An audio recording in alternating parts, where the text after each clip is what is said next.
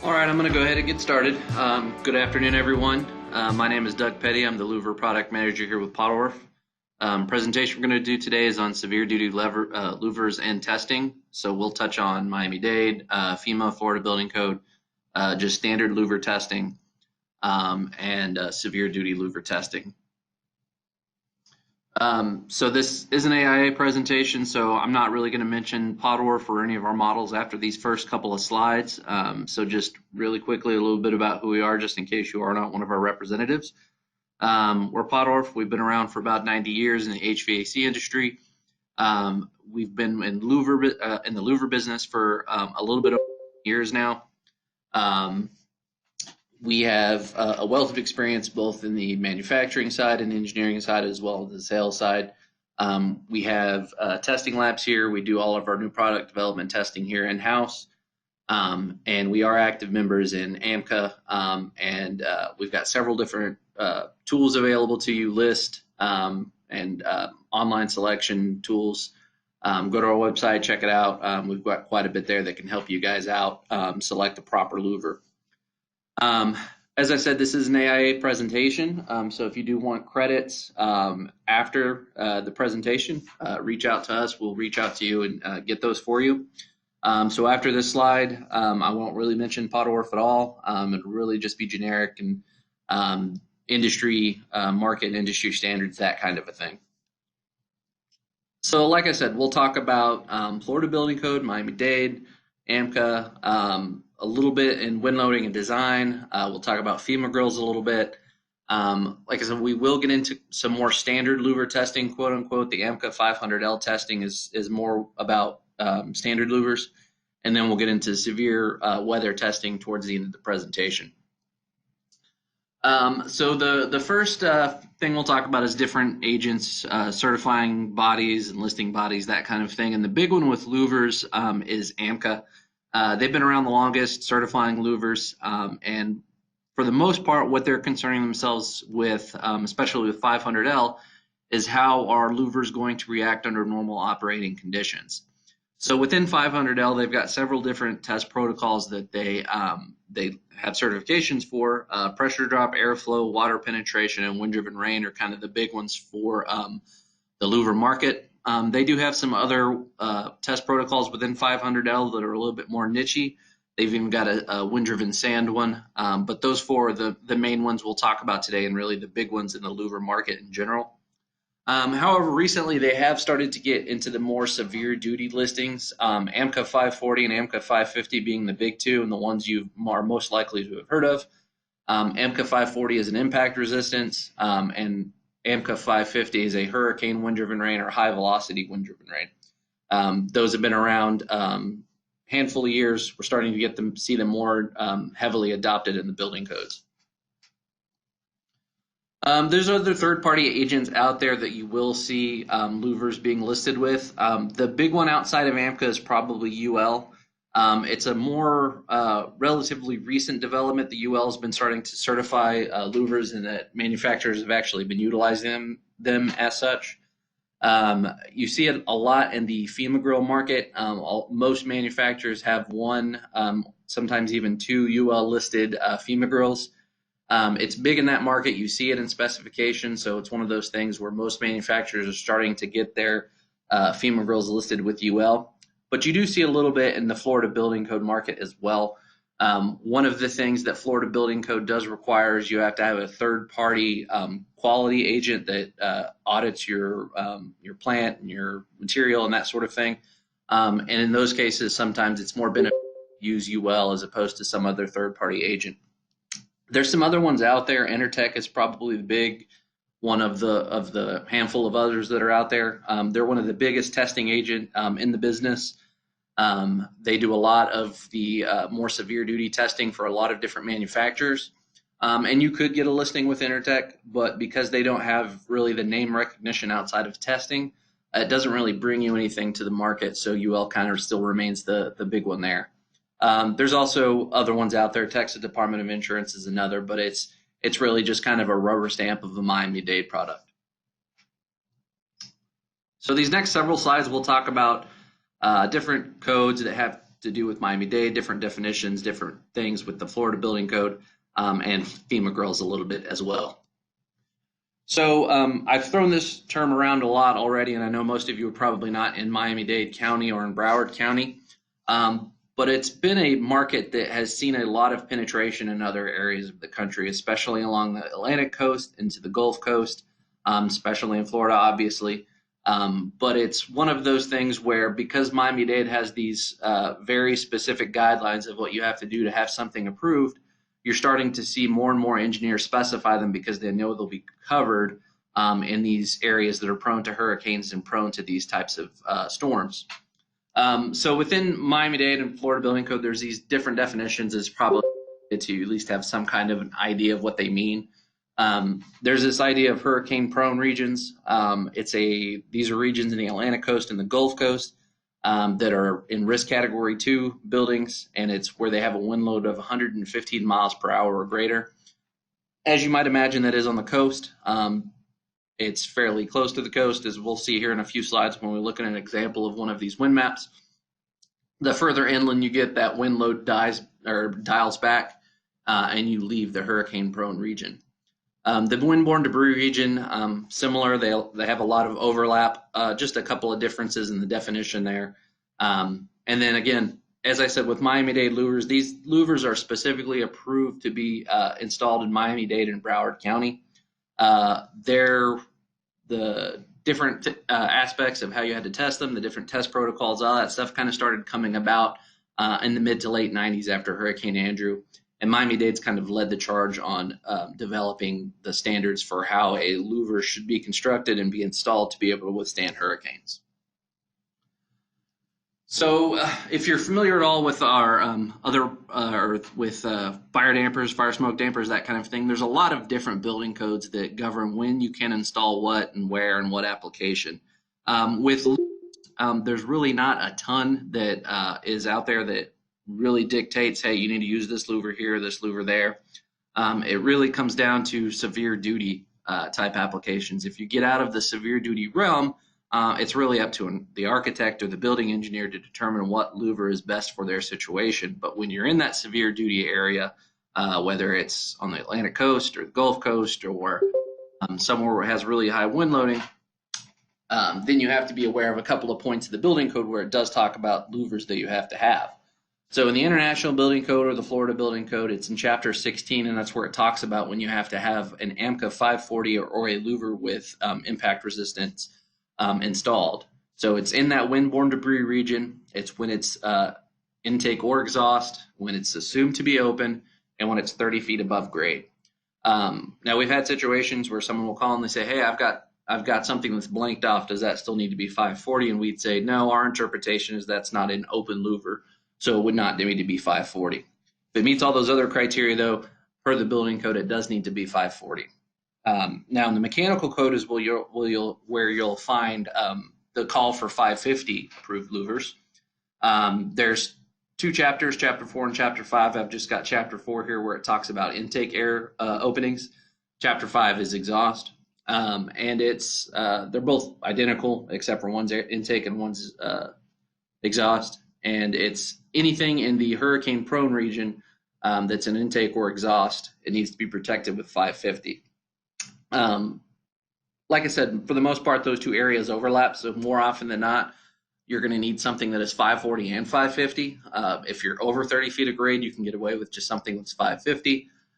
Or if there's other areas in that don't meet the criteria, you might be able to get away with one or the other. But for the most part, you'll be dealing with both. So FEMA grills is a much newer market. A lot of the FEMA standards kind of came about the same time, but it took a lot longer to develop the actual ICC standard where you could talk about how you test these things and rate these things. The first FEMA standard came out in 1999. It was FEMA 320. And FEMA 320 is for small businesses and residential. It's 16 or less occupants.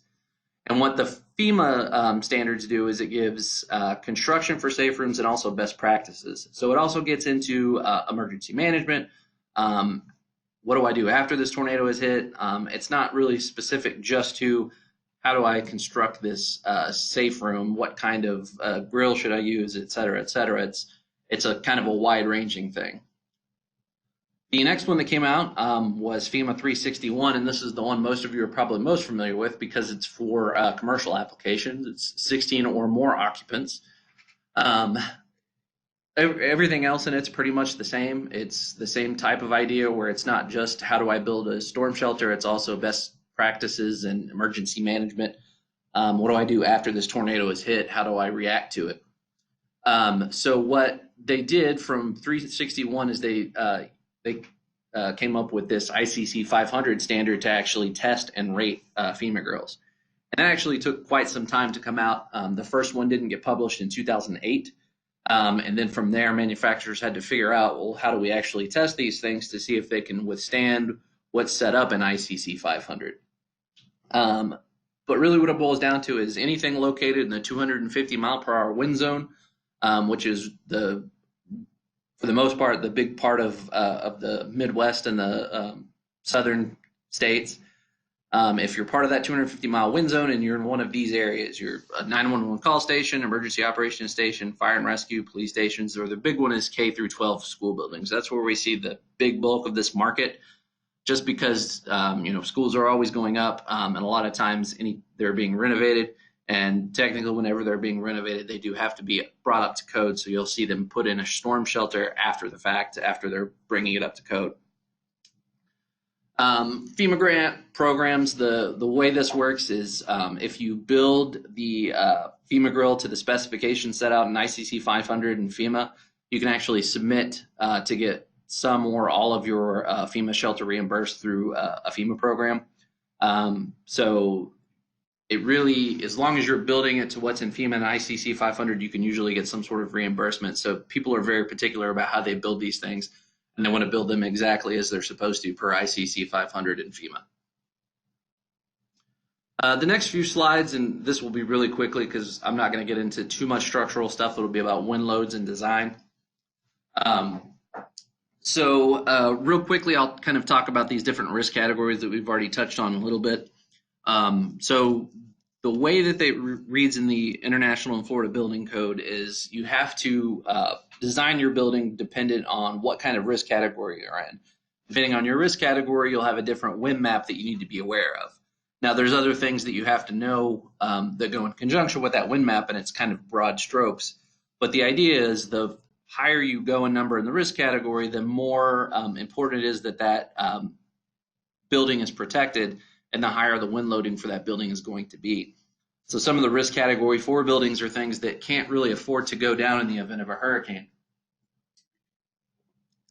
Whether it's a power station or aircraft control station, those kind of things that need to try and stay operational in the event of a hurricane. So they're going to need a lot more protection, and they're going to be engineered to a much higher wind loading than something, say, in a risk category 1, where it's just perhaps a screen enclosure or agricultural facility, where if it's down for a couple of days, it won't be too detrimental. So I've alluded to this a couple of times already, what one of these wind maps look like, and this is one that's in the International Building Code. This is for risk category 4, so it's one of the highest ones that are up there, and you can see as you get further in or further to the coast, you get much higher wind loading, especially in southern Florida. You're up at 200 miles per hour, and even in the Atlantic coast, you're still at 150, 160, 170 mile per hour wind loading. So like I said, a lot of these severe weather louvers are utilized in these areas, but that is a large swath of the United States, and we're seeing that market grow and grow and grow. So real quickly, I just got a snapshot of what some of these wind loads look like in some of these states. And like I said, it's not just Florida that has to deal with this. You see Wilmington and Savannah and Mobile, Houston, New Orleans. They have really high wind loading requirements to be able to withstand some of these severe storms that we're seeing. So these next several slides, we're going to talk about AMCA 500L testing, and then we'll get into severe duty testing. 500L, as I had mentioned already, this is really concerning itself with how is this louver going to perform under normal operating conditions. This is not a hurricane, this is not a tornado, this is just a light rainstorm or windstorm or whatever the case may be. How is this louver going to react? Can I continue to maintain my system in the exact manner that it was engineered to do? So the first one we'll talk about is pressure drop. It's defined as the louver's resistance to airflow, right? So you've got these blades in the airflow in the airstream now. They're offering some sort of resistance, so now I'm seeing some kind of a pressure drop. What they do when they run this test is they'll take a series of measurements, and they'll do it in both the intake and the exhaust application, and they'll define this. They'll provide you this pressure loss curve. This is something we'll get from AMCA based on several different points, different test points that they run it at. And if you look at any manufacturer's catalog page, they'll have some variant of this pressure loss curve. Now, one thing to keep in mind with this and several of these tests is this is specific to a 48 by 48 unit. You'll see this in a lot of other tests that it's always a 48 unit. So any value outside of that 48, you have to use some other tool to be able to figure out what the pressure loss is. You can't just look at this chart and say, I've got a 24 by 36, what's my pressure loss going to be? Really doesn't work that way. So what most manufacturers do is they do offer some sort of online tool where you can go online and you can find that information, whether it's a different size or a different velocity than what was tested, et cetera, et cetera. That information is generally something that you can find out. But you won't be able to pull it from the catalog sheet by just looking at the chart. Air leakage is a little bit newer of a market, especially with these large warehouses and distribution centers that seem to be going up more and more. Air leakage has become a much bigger deal. These oftentimes are used in those big air distribution centers and warehouses. And the way this test works is they're going to take a series of sizes and they're going to run it through this test. The sizes they do, they'll do the minimum width by the maximum height, right? So the image here is really skinny and really tall. Then they'll do the inverse of that. They'll do one that's wide and short, so the shortest height that we offer by the largest width. And then they'll do the maximum by the maximum, and they'll pressurize both sides. They do a 4-inch hole to pressurize both sides with a PVC pipe, and they'll test the leakage through those louver blades. The pressure class that you get is going to be 1A through 3, and 1A is the best. That's what you're going for. Couple of interesting things to note on this test is it does allow you to use this holding torque while you're running the test. It doesn't specify anywhere in the test protocol what that holding torque can or cannot be, so really you could put whatever you want on there to torque those blades down to get a better result. The trick there, though, is that you do have to catalog what you use. So it makes sense, or it behooves the manufacturer to use something that can be attained with either an actuator or a hand quad. Water penetration is the next one we'll talk about. For a long time, water penetration was kind of the big one in the industry. A lot of times it kind of drove the market. It's become less and less important as I think engineers are starting to realize just because something is rated for 1250, it's not really something that you need, since most systems are run much less than that. But it's still fairly important.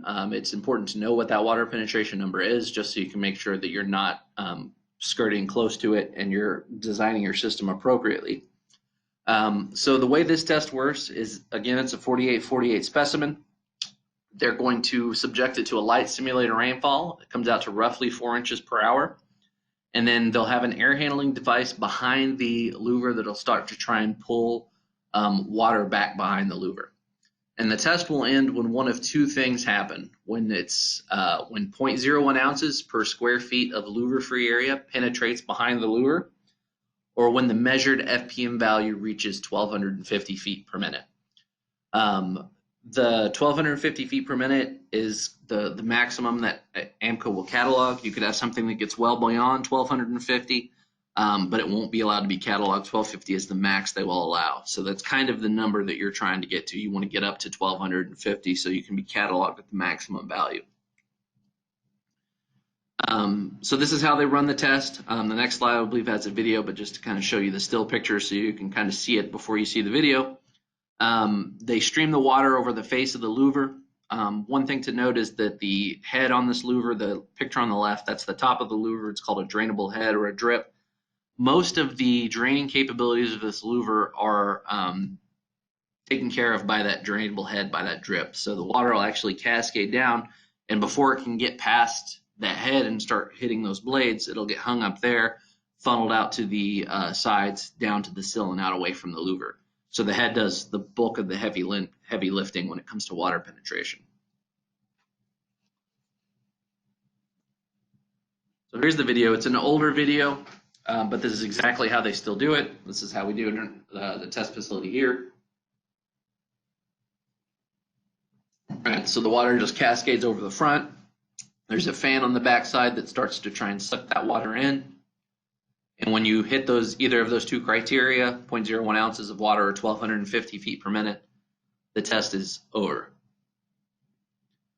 One other thing, so this test is not giving you a quantity of water that gets pulled in. It's just telling you at what point does it begin to pull in water. It's not giving you how much water it pulls in or anything like that. It's just this is the point that it will start to pull in water. So the other wind-driven rain performance test, or the other water performance test, is the wind-driven rain test. As it sounds like, this is testing a louver's ability to withstand water from wind-driven rain. So this isn't just a minor little sprinkling or minor little rainstorm. This is a severe thunderstorm type storm. Not necessarily something from a hurricane, but still severe enough to where rainwater is being blown at the louver. So this is testing to see how effective this louver is going to be at withstanding that type of rainstorm. The effectiveness classes range from A to D, A being the highest or the most effective, D being the least effective. Most manufacturers, wind-driven rain blades are going to look like some variant of this. They all kind of carry the same little profile.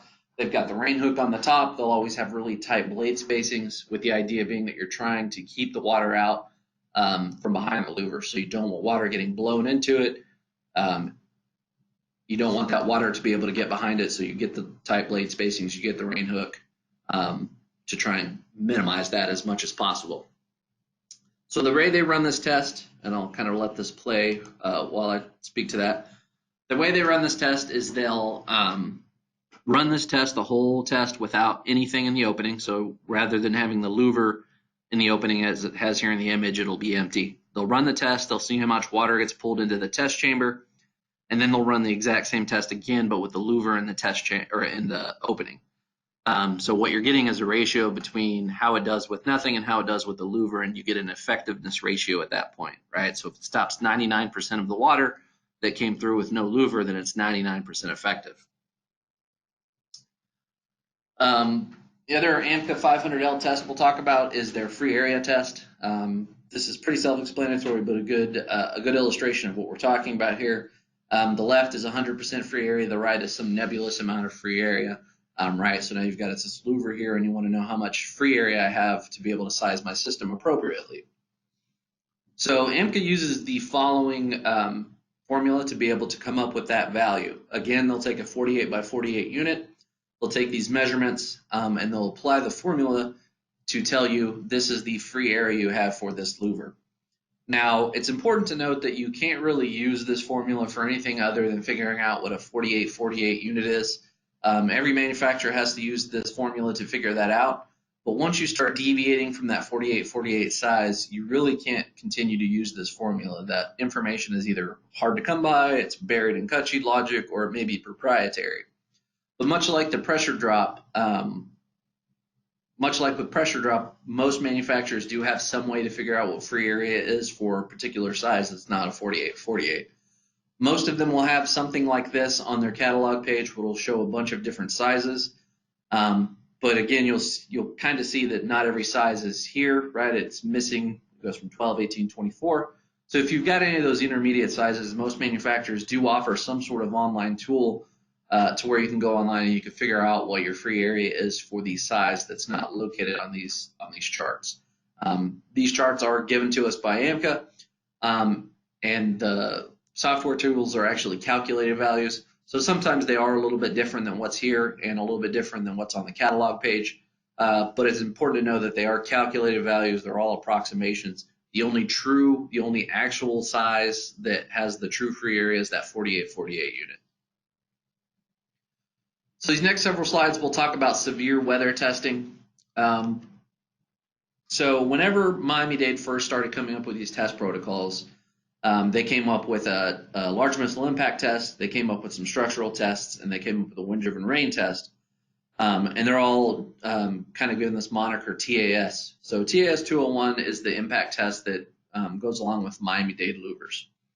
They'll take a 9-pound 2x4, they'll fire it at the louver traveling 50 feet per second or 34 miles per hour. And they'll test a fairly large span when they do this. It'll be several large louvers installed together. And they'll impact it at several different points, and they'll try and determine if anything breaks loose, if there's any too much deformation in the blade that causes something to come loose of that louver that could be itself can become a projectile. So TAS 201 existed, and AMCA came along a few years later, and it changed it up a little bit. It's a very similar test, but there are a couple of key differences. First difference is there's a separate test level now. There's the basic level, which is basically the same type of test as TAS 201, but they also have an enhanced protection test, and that gets up to 55 miles per hour as opposed to 34.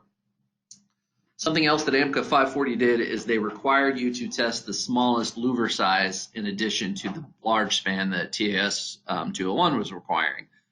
The reason being is with these really large spans, just by the very nature of them being so large and having to span so large or so much space in the opening, they'll have something built into it to help it withstand structurally being that large, some kind of stiffener angle, something along those lines to help you withstand just being installed that large. Those would actually help you pass an impact test. So what 540 did is it came along and said, now you've got to test a smallest width by 36 to see if you can pass it without any kind of a stiffener, because if you put a stiffener on a 12 by 36 sample or 540 sample, then you've got to put it on everything. It's a requirement for anything that's going to be listed with Florida Building Code. Right now, there's actually a little bit of a fight between AMCA and Miami-Dade. Miami-Dade will not allow 540 to be on any of the NOA drawings. It sounds like they've kind of worked out their differences. In the next version of Florida Building Code, they will start to allow 540 to be on their NOA drawings. Currently, right now, manufacturers have to do both tests. They have to do the 540 and the TAS test to be able to have it listed with Florida Building Code and Miami-Dade. Idea being is after the next version of the Florida Building Code, manufacturers will be able to just run 540 and be able to meet both listings. So this just kind of lays out the differences therein. AMCA 540 has the enhanced version, and it adds in that you have to test a small section to be able to pass. Go ahead and start this video. It's probably going to be a little loud, just as a fair warning.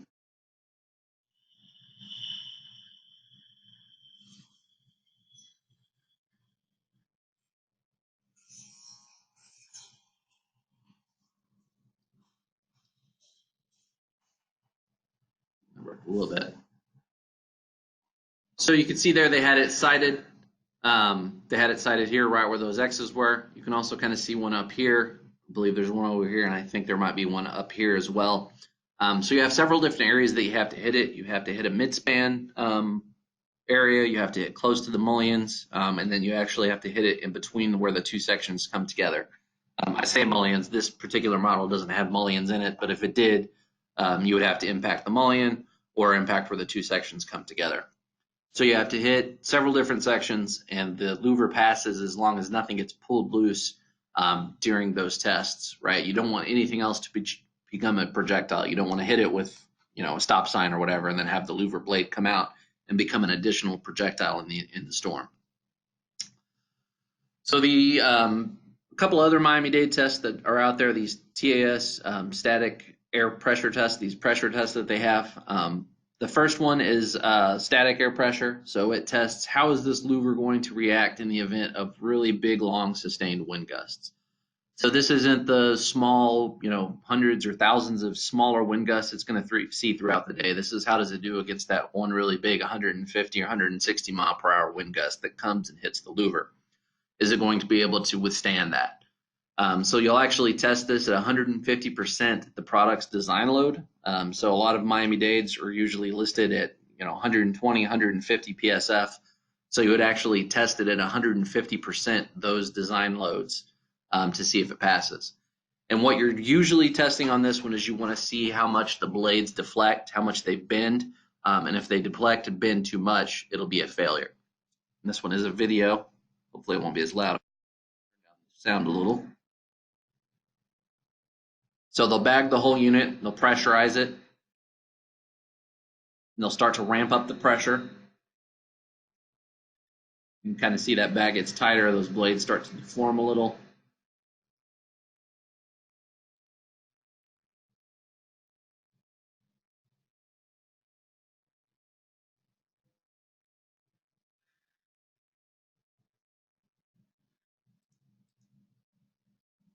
So that wasn't supposed to happen, as you might imagine. I think they figured out that there was a problem with the installation on that one after this test. But just to kind of illustrate how much force is actually being subjected on these louvers, that it can have that kind of an explosive reaction. So like I said, most often when you're running this test, what you're checking for is how much do those blades move? If they deflect too much, that it can be considered a failure. And it's a requirement for anything that wants to be Miami-Dade rated. TS 203 is a similar test, but this is testing how the louver does against the 100 or even thousands of little wind gusts that it's going to see throughout the hurricane. So you don't get quite as high as that 150 or that 150% design load. You kind of keep mostly in the smaller design load area, the 0 to 0.5% the design load. And like I said, what this is testing is how does it do against these littler, smaller wind gusts. One thing to note with this test is if you're running the impact test, you also have to run this test as well. So the idea being is that you've impacted it, now you're going to bag it and subject it to pressure and see if anything gets pulled loose. And if anything does get pulled loose on this, then both tests are considered a failure. Again, this is something that is required if you want to be Miami-Dade certified. The last of the Miami-Dades that we'll talk about are these severe weather or this severe wind-driven rain or hurricane-force wind-driven rain tests. Until about 18 months ago, AMCA 550 and TS 100A were a little different. 100A was a little bit more stringent, had a little bit more, or was a little bit more difficult to pass. Around that time, though, they did change their test protocol to be functionally identical to AMCA 550. Miami-Dade will accept AMCA 550, so you do only have to run that one test to be able to get your NOA approved. The way they do this test is, again, it's a 48-48 unit. They'll subject it to rain of about 8.8 inches of hour for 15 minutes, and no more than 1% of the overall sprayed amount of water can penetrate the louver for a successful test. They'll start at 35 miles per hour, and they'll ramp up to 70 to 90 and to 110. Currently, there's really only 3 ways that you can get a 550 approved louver. You can get a vertically bladed louver, like one that's here on this image here. You can get a dual module louver, which will have horizontal blades in the front for appearances and vertical blades in the back. And then you can get a horizontal bladed louver with a damper in the closed position. There's no horizontal blade only damper or louver that is approved for AMCA 550. Those are the only 3 ways that you can get it currently on the market. Couple of other things to note on this. So that 110 miles per hour, even once you get through that test, that 1% of the overall sprayed amount of water can be up to 2 gallons of water back behind the test specimen. And that's what they 48-48 sample. So if you get a much larger louver there, you can get even more water back behind it.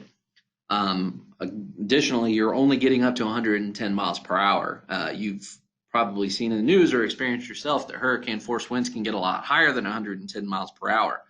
All this to say that nothing can be waterproof, nothing can be hurricane proof. These do about as good of a job of keeping water out of a system as they can be, but they're not making anything waterproof. This is a 550 test. It's still a really difficult test for manufacturers to pass, and it's a really difficult test for testing agents to run. So this is kind of a funky looking setup, but this is literally the only way they could actually get the wind speeds up high enough to be able to run this test. Most manufacturers, I don't know of any that actually run the 550 test in their test facilities. Even if you could get a fan that could get up that high, if you were running it inside your facility, you'd be, whipping around wind and water, and just making a large scale mess. Last thing we'll talk about is the ICC 500 testing, or the FEMA grill testing. So this came out, or these test protocols came out of ICC 500. It's a more stringent test than what you see in Miami-Dade.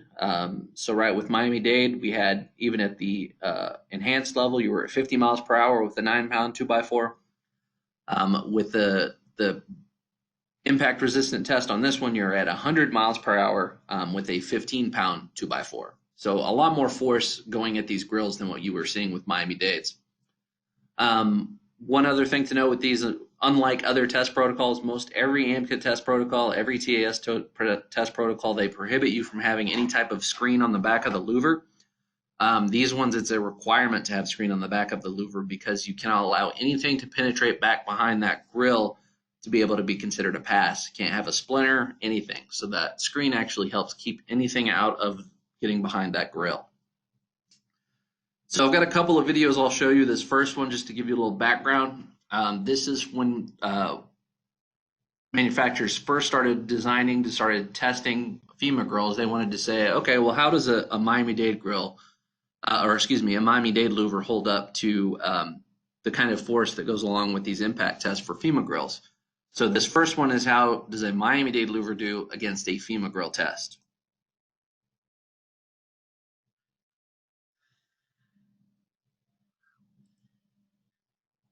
You can see it didn't really do anything. It penetrated right through the louver. It didn't, just shrugged off those blades and went right out the back. So this just kind of goes to show how much more stringent the test is to pass for FEMA grills, how much better they are at stopping impact debris than, say, a Miami-Dade type louver. So this is what you're trying to do when you have a Miami-Dade louver. FEMA grill. Right, so you're actually trying to turn it into splinters. You're trying to shred it to where nothing gets back behind this louver. It should just get bounced off. Any debris should get stuck in the grill. They'll actually run a piece of contact paper back behind that grill, and if anything, any splinter, if anything, pricks that paper, it's considered a failure. And this last video is the pressure test that goes along with the FEMA grills. It's very similar to the Miami-Dades. Because of how beefy these FEMA grills are, this one's usually a foregone conclusion. It's the impact resistant, or the impact test, that's a little bit more difficult to pass with FEMA grills. For the sake of completeness, I'll show this. They're checking for the same thing as they do with the Miami-Dades, right? They're looking for deflection. They'll bag it, they'll pressurize it, and they'll measure that deflection in those blades to see if it can withstand the pressure. Now, to be fair, you are testing this at a lot higher wind loads than you do with Miami-Dades, but even still, because of how these things have to be built to withstand the impact resistant tests, the pressure tests are usually not terribly difficult to pass. All right, that's all of the content I have. I can check and see if anybody's got questions. Okay, I'll stay on here for about 5 more minutes. If anybody's got a question, feel free to ask. If not, really do appreciate you guys spending time to come here and listen. Thanks.